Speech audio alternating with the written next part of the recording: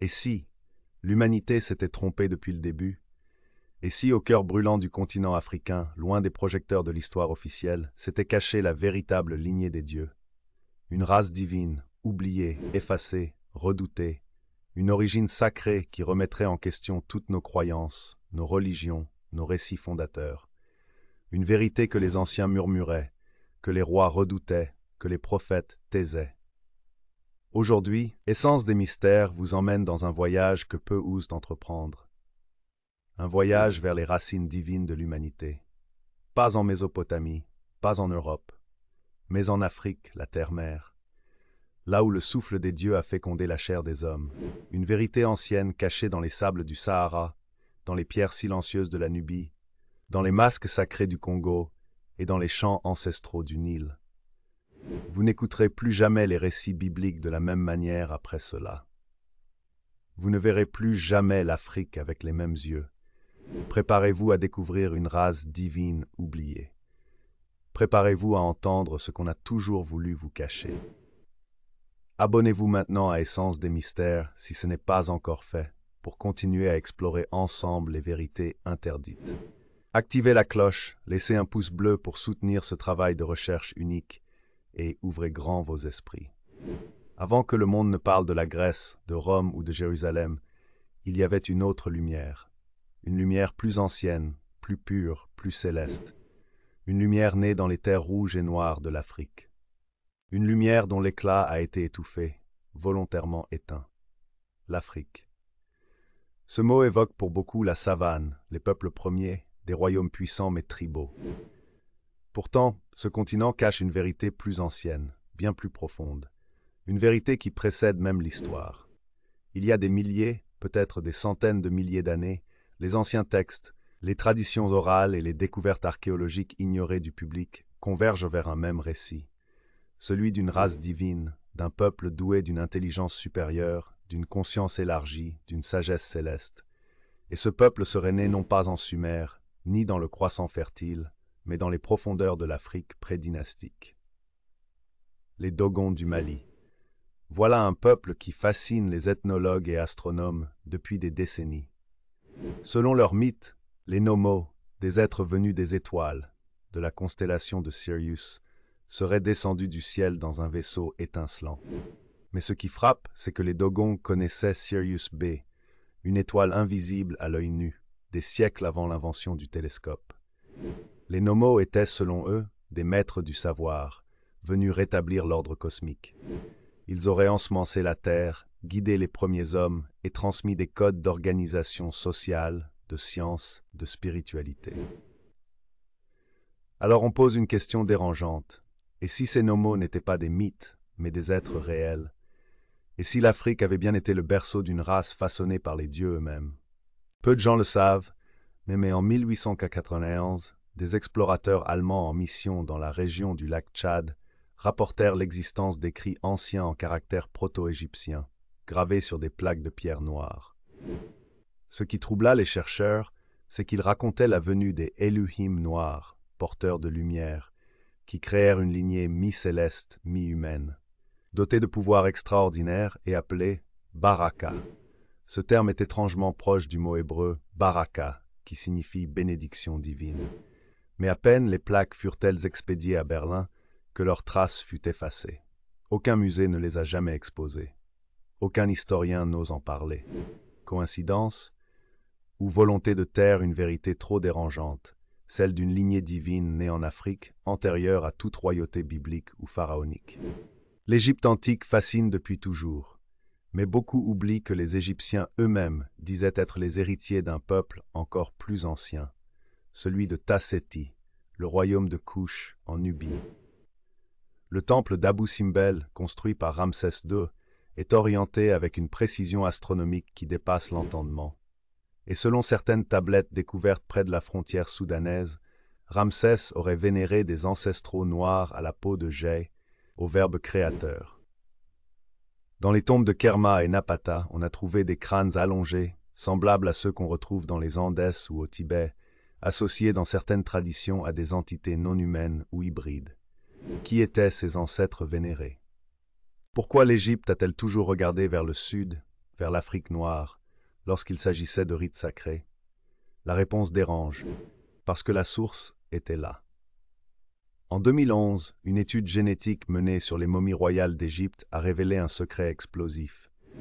Le chromosome I du pharaon Toutankhamon n'est pas sémitique ni méditerranéen, mais d'un haplogroupe très rare qu'on retrouve dans certaines tribus du sud du Tchad et du Cameroun.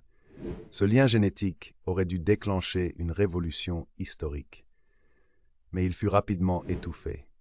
Pourquoi? Parce qu'il confirmerait que les lignées royales sacrées venaient bien du cœur de l'Afrique, et que le sang des dieux coulait dans les veines de ceux que l'Occident a trop longtemps appelés sauvages. Des traditions secrètes du Bénin et du Nigeria évoquent une confrérie oubliée, les Angora, gardiens d'un temple englouti sous les eaux, bâti avant le grand déluge. Selon ces légendes transmises dans les cercles restreints de l'Ifa, l'oracle sacré Yoruba, les Angora communiaient avec des entités extradimensionnelles, possédaient le pouvoir de guérir par le verbe et veillaient sur une lignée pure, désignée comme les enfants du ciel. Et il est dit qu'à chaque fin de cycle, cette lignée se réveille, ramenant avec elle les secrets de l'univers. Mais pourquoi ne parle-t-on jamais de cela dans les manuels scolaires? Pourquoi l'Afrique est-elle toujours réduite à un simple réceptacle de civilisation venue d'ailleurs? Parce que admettre que l'Afrique est le véritable berceau d'une lignée divine, c'est bouleverser la chronologie officielle. C'est remettre en question les fondements des grandes religions abrahamiques, les théories évolutionnistes classiques et surtout l'hégémonie culturelle de l'Occident. Une lignée divine noire? Pour certains, c'est impensable. Pour d'autres, c'est la vérité la plus sacrée jamais dissimulée. Le mot Amen, utilisé dans toutes les religions monothéistes, trouve son origine dans l'Égypte antique, dans la figure d'Amon-Ra, le dieu caché. Mais peu savent qu'Amon était vénéré depuis les origines dans la Nubie profonde, bien avant les pharaons. Et dans certaines langues bantoues d'Afrique centrale, le mot Amo ou Ama désigne l'origine divine, le souffle sacré. Une coïncidence, ou bien la preuve linguistique que le nom du Dieu caché, transmis dans les prières du monde entier, vient du cœur africain. Une légende éthiopienne affirme qu'avant l'avènement des royaumes actuels, 13 couronnes d'or pur étaient gardées par un peuple élu, vivant au sommet d'un mont sacré, couvert d'arbres qui parlent. Ce peuple aurait été créé par les étoiles, mais né du ventre d'Afrique. Il parlait une langue qui n'existe plus, mais dont le chant est resté dans certaines cérémonies secrètes d'Éthiopie, du Rwanda et du Ghana. La dernière couronne serait cachée, selon les traditions, dans une grotte interdite du mont Kilimandjaro, attendant que la lignée divine oubliée se réveille. Depuis le début du XXe siècle, une guerre silencieuse se joue dans les laboratoires. Une guerre autour du plus petit fragment de notre humanité, l'ADN. Des généticiens indépendants, souvent tenus au silence ou ridiculisés, ont commencé à remarquer des anomalies dans le génome humain, en particulier dans certaines populations d'Afrique centrale et orientale. Dans une étude tenue confidentielle, un groupe de chercheurs a analysé l'ADN mitochondrial de femmes appartenant à des tribus éthiopiennes et sud-soudanaises. Résultat, des séquences génétiques non répertoriées, absentes du génome néandertalien ou de celui de l'Homo sapiens classique. Un fragment codé surnommé R7Z semblait actif uniquement dans certaines glandes endocriniennes liées à la production de mélatonine et de DMT. Une substance naturellement hallucinogène produite en très petite quantité dans le cerveau humain. Mais le plus troublant, ce fragment R7Z ressemble à un code informatique, une séquence logique, récurrente et surtout programmée comme si elle avait une fonction déterminée. Et si notre ADN portait la trace d'une injection extérieure? Et si certaines lignées africaines étaient les dépositaires d'une information divine encodée dans leur sang? Dans les traditions ancestrales de nombreuses civilisations africaines, des entités venues du ciel sont souvent évoquées comme les créateurs, architectes, façonneurs ou encore les ancêtres du feu céleste. Chez les Zoulous, le grand chaman Credo Mutwa racontait que les Chitori, des êtres reptiliens ou semi-humains, étaient les premiers dieux connus de la Terre. Mais parmi eux, un groupe s'opposa à la domination. Les Unulasi, êtres lumineux venus de Sirius et d'Orion, qui auraient doté l'homme du souffle sacré et de la conscience. Les Unulasi auraient choisi l'Afrique comme matrice d'incarnation, car sa vibration terrestre était compatible avec leur énergie céleste. Ils auraient alors créé une lignée, ni entièrement humaine, ni entièrement divine, qui devait guider les autres. Chez les Dogons, les Nomos, évoqués dans la partie 1, étaient androgynes, amphibiens et sacrés. Ce sont eux qui ont formé les premières lignées de prêtres africains, transmettant des rites codés, des langages symboliques et une conscience élargie. Ces récits ne sont pas isolés. On retrouve les mêmes structures narratives au Ghana, au Congo, en Éthiopie, au Kenya et jusqu'en Afrique australe. Une sélection d'humains purs, la création d'une lignée semi-divine et sa disparition mystérieuse. Mais si cette lignée a disparu, a-t-elle réellement cessé d'exister, ou s'est-elle simplement cachée dans l'attente du bon moment pour ressurgir? En Namibie, en 2015, une équipe d'archéologues amateurs a découvert des structures de pierre gigantesques en forme de spirale parfaitement orientées selon les axes solaires. Elles ont été datées, de manière controversée, à plus de 150 000 ans. À Great Zimbabwe, on trouve un ancien complexe de pierres, sans mortier, sur des centaines de mètres, que certains datent bien avant l'époque bantoue. Des tablettes trouvées à proximité évoquent les êtres lumineux des hauteurs, venus bâtir une cité où le sang étoilé fut versé pour fertiliser la terre. Une allusion étrange à un croisement entre deux espèces.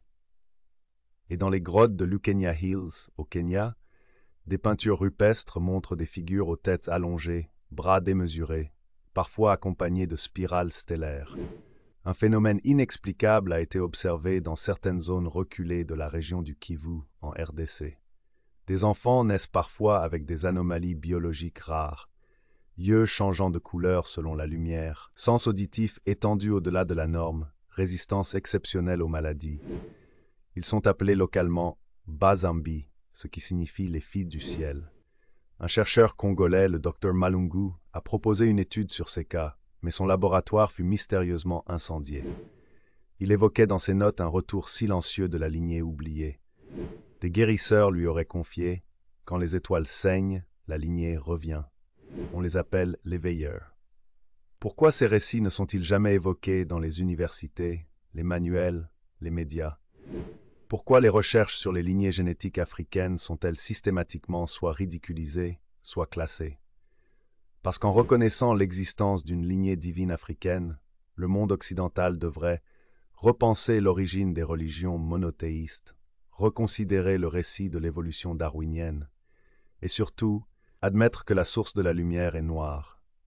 Des historiens tels que Cheikh Anta Diop ou Dr Ivan van Sertima ont été attaqués, marginalisés ou ignorés, car ils osaient poser cette vérité. La race divine oubliée est née en Afrique, et son souvenir dérange ceux qui détiennent le pouvoir aujourd'hui. Certaines prophéties anciennes, notamment celles transmises par les sages du peuple Akan, affirment que chaque 7000 ans, un cycle d'oubli est brisé.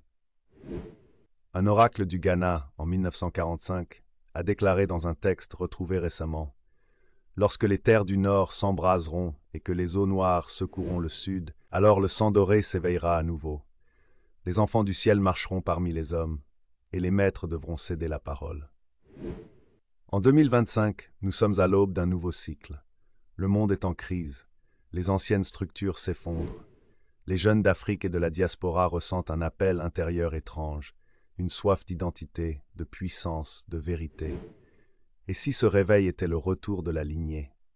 Et si vous, qui regardez cette vidéo, faisiez partie de ceux qui portent ce sang oublié?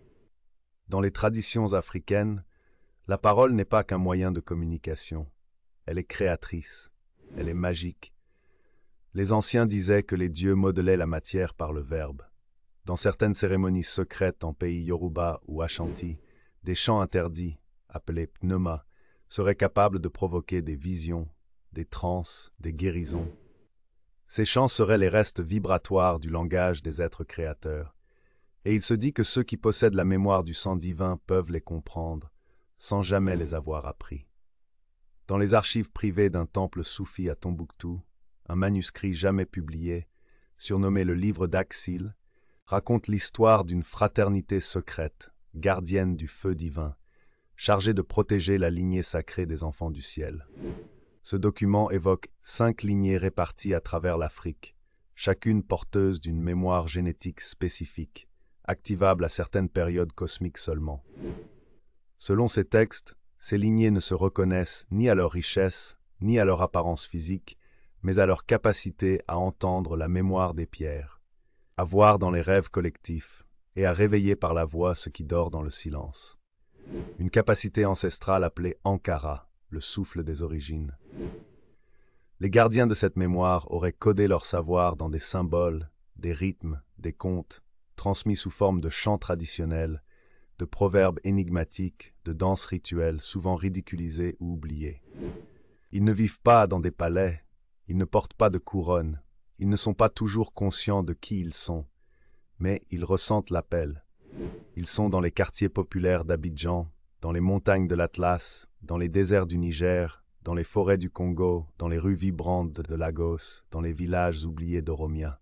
Parfois, ils vivent dans la diaspora, à Paris, à Londres, à Rio, à New York, où le sang ancien continue de battre, invisible mais indestructible.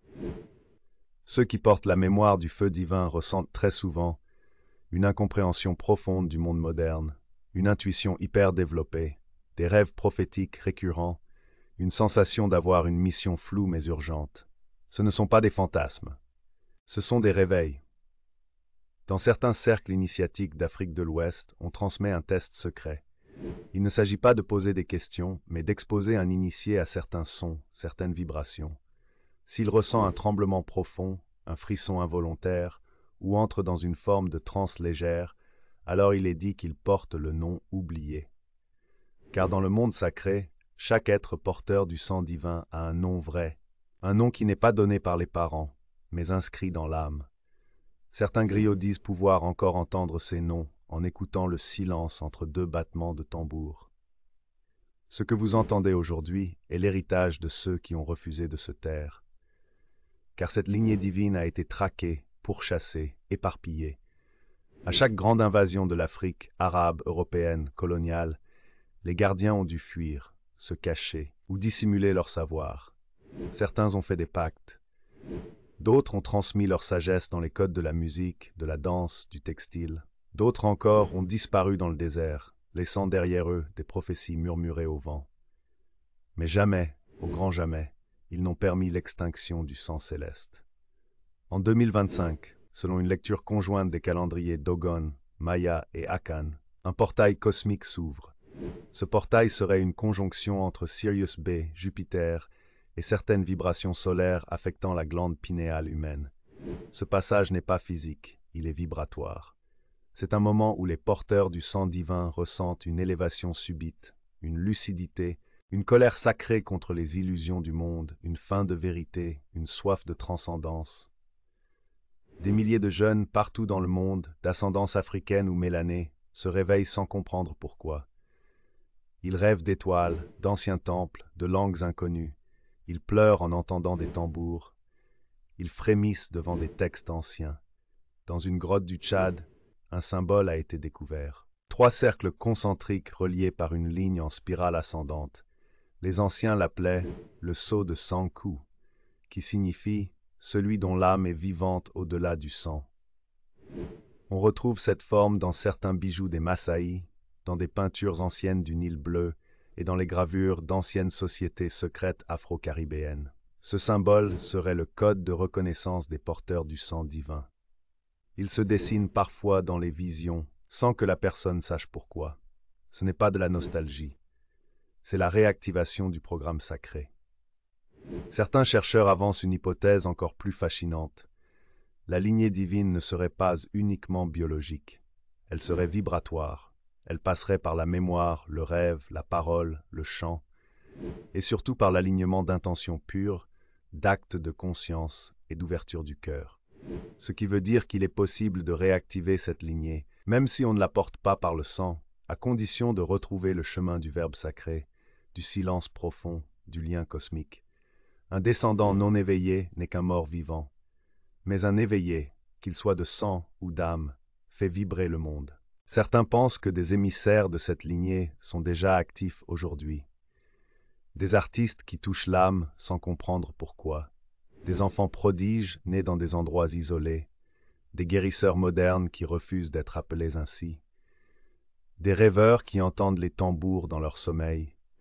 Ils n'ont pas encore tous conscience de leur nature.